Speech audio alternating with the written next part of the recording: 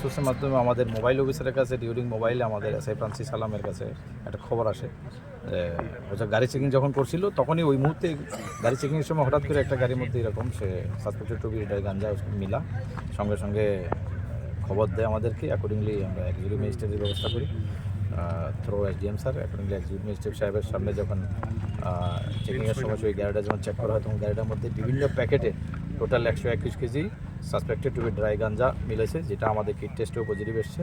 Accordingly আমরা ওই ড্রাগসগুলি আমরা সিজ করেছি এবং একটা এটা ড্রাগগুলি মিলেছে হচ্ছে TR01L3923 একটা হোয়াইট কালার সুইফট ডিজায়ার গাড়ির মধ্যে।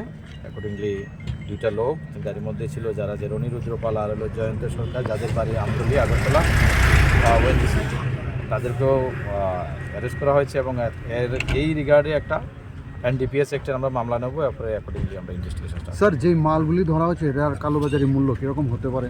কালোবাজারের মূল্য মোর দেন 5 লাখ।